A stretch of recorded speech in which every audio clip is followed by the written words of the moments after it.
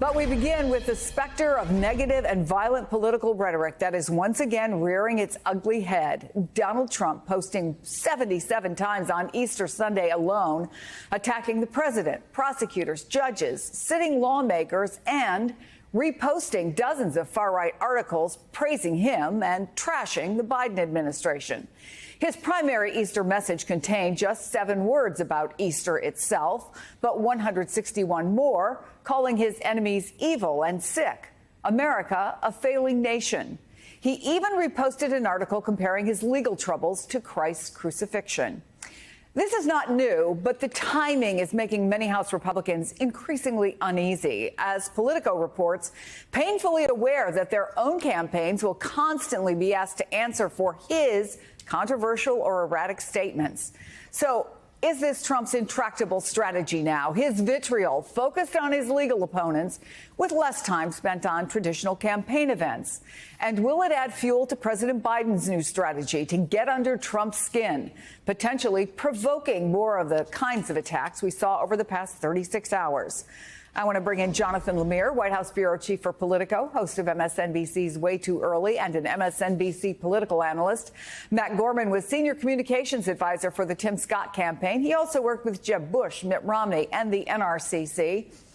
Vaughn Hilliard is here with me on set. Okay, Vaughn, Trump's clearly in kind of this escalating attack mode, but why now? Is Trump getting under his skin? I mean, I don't know, the clock ticking on the hush money trial, which is starting in 2 weeks, right? Is it about the fundraising race against Joe Biden? All of the above? $175 million that he's got to post in bond on Thursday. Oh, yeah, that. Look, the clock is ticking for Donald Trump on every single front. The family business, the legal, the political. This is the moment here where Donald Trump is watching all of this come to a head. And for anybody that has a Truth Social account, if you were to go on and look at those 75 posts, boy, it hits the spectrum. He posted an article from a right-wing commentator that suggested that he was the chosen one, the one chosen by God. He posted another right-wing outlet's link, calling it the crucifixion of Donald Trump.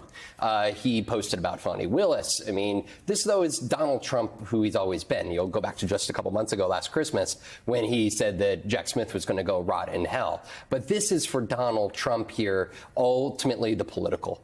All of this comes to convincing a part of the American electorate, a majority of the American electorate, that he is the one being unfairly persecuted. Take a listen to him just about an hour ago on Milwaukee local radio. It's all nonsense. It's on J6. It's on speaking about the election, that you're not allowed to speak about elections. When you catch somebody rigging an election, you're not allowed to talk about it. And we do talk about it, and it happened, and we have proof of it, and they don't want to talk about that. What do they not want to talk about? Quote, it's all nonsense. That is going to be such a defining part of Donald Trump's campaign message, political message. Quote, it's all nonsense. During the Republican primary, a good part of the reason he won is because he was effectively able to convince a vast majority of the Republican electorate that he didn't actually lose the 2020 election, that if things had just been fair and not rigged, he would still be in the White House. So now the question is, can he convince the electorate as a whole whether all of this is truly nonsense as he is suggesting? I mean, that's a trick, right, Matt? I mean, you're the comms guy. Trump hasn't done many traditional campaign events. He does have 2 tomorrow, but those are going to be his first in several weeks.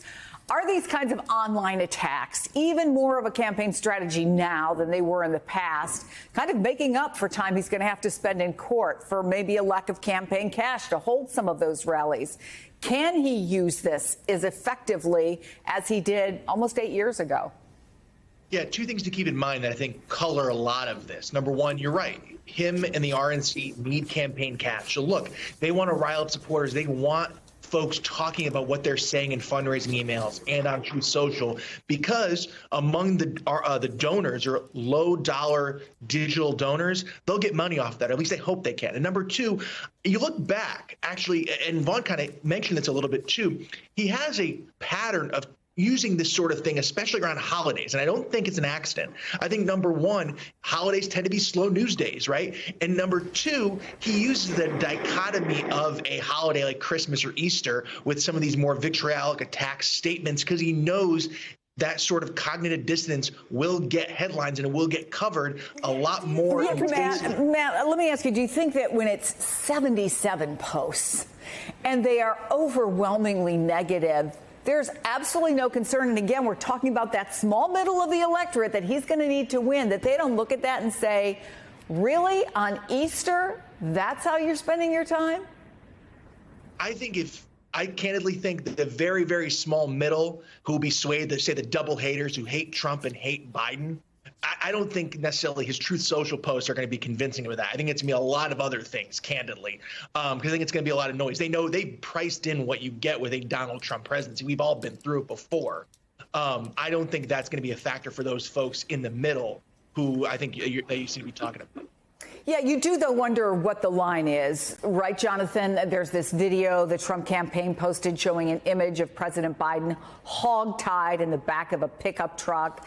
That came out just before your Politico article, well, your folks, your friends at Politico, who wrote about House Republicans wanting Trump to tone down the really negative rhetoric. So tell us more about that reporting, because generally, when you say House Republicans, you're talking about some of Trump's most loyal supporters.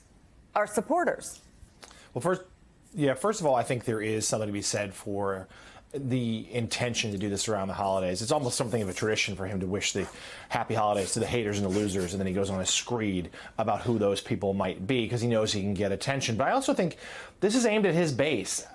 The Truth Social posts simply don't resonate like what he used to post on Twitter. They just don't. The audience is a fraction of what it used to be. And I think that those who are undecided, those who are on the fence, those who are going to decide the election this fall, they're probably never going to see this because they're not on Truth Social and they're probably not watching a political show on cable news right now. They might see it come the fall, but they're not seeing it necessarily today. But you're right. I think that there are some Republicans, though, who see this sort of behavior and it concerns them. They worry about the drag on the ticket. Republicans, first of all, are deeply worried about losing the House. So their margin is basically down to a single seat. It's unclear if House Speaker Johnson is going to be able to retain power. GOP feels pretty good about the Senate map, far less so about the lower chamber. And I think there is a concern that Trump could drag them all down, however, with some of this sort of frankly, unhinged behavior. And yes, it's priced in. Yes, this is who he is. And I think a lot of Republicans cheer it and rooting for him to burn the whole thing down. But there's a sliver of the electorate that just isn't. And it's been the theory of the case throughout this campaign by the Biden team that once Americans do start paying attention, whatever that might be, they're going to have, after having tuned out Donald Trump for a number of years, when they start listening to him again now, they're going to say, we can't sign up for that. We're already seeing in the last couple of weeks a little bit of a shift in the polls towards Biden. Yeah, Matt, I want to read part of David French's article in the New York Times because it addresses Trump's long appeal to evangelical voters as part of a carefully orchestrated plan. And part of what he writes is this: the MAGA method is clear. First, it whips up its people into a religious frenzy. It lies to convince them that the Democrats are an existential threat to the country and the church. It tells worried Christians that the fate of the nation is at stake. Then, just as it builds up the danger from the Democrats, it constructs an idol of Trump, declaring his divine purpose and spreading the prophecies of his coming return. I mean, in other words, everything he's doing, comparing himself to Christ, or at least the crucified Christ, retweeting that, I guess selling Bibles, could be seen as part of that strategy. Do you see it that way? It kind of reminds me a little bit of that scene from the Batman movie where the Joker leans over and says, do I look like a guy with a plan? It's not that complicated. I assure you. I've been through this a couple times now. Number one, a lot of the evangelical running campaigns against him. Yeah. Look, it's number one, they like a winner. I think in a lot of respects, they like somebody who can win and who will bring some of their issues into the White House or win with some of their issues. They don't need to be a devout believer necessarily. They just need to win. And number two, I think they also can relate to the feeling of being attacked, I think, in a metaphorical way. And I'll tell you why. When I went out, especially with Iowa with Tim Scott, you feel the sense of these people, and I don't think it's necessarily wrong in any way, shape, or form, that they feel like their way of life has changed, that what they believed 10 years ago suddenly now is sexist, racist, bigoted among a large part of the country, that they They didn't change. The rest of the country did. And so I think those feelings of being under siege and of being how their way of life is being attacked, they resonate. And I think when Trump sends those sorts of messages, it resonates with them in that way. So tell me what you think is going on here with Team Biden. Are they like, this is exactly what we want? We want him to get all riled up. We want to be under his skin. Right. Matt said, I mean, part of this is once Americans start hearing it, they feel like Donald Trump will get his own message out here. And what you have seen President Biden do is, particularly in fundraisers and private settings, but now increasingly in public, take little jabs at Donald Trump expressly, calling him broke Don, suggesting at a fundraiser that he was a defeated man, that he couldn't help him out. And this is a moment here for Joe Biden where, through his campaign, our colleagues Mike Memoli and Monica Alba have a great post up on NBCnews.com right now about this, where he's coming up with this off the cuff, according to aides and advisors, because he is workshopping this. He was the one who said that he was eager to have a second go against Donald Trump, that there was nobody else that he would want to run against. He, in large part, that's the reason why he's running again this second time around. And so for him, he's had a lot of time to think about Donald Trump, and it's not for a lack of political need either to begin to workshop some of these in ways that even Republican primary opponents never really took Donald Trump on over the course of the last year. Hey, everyone. MSNBC has a new and improved app. You'll get real-time alerts and analysis, live blogs, in-depth essays, video highlights, and the best 2024 election coverage. Download the new MSNBC app. Here's how to do it. You tap on the App Store on your phone. You hit search on the bottom right corner. You type in MSNBC. You click on the MSNBC app. You click on Get or the cloud icon and enjoy it.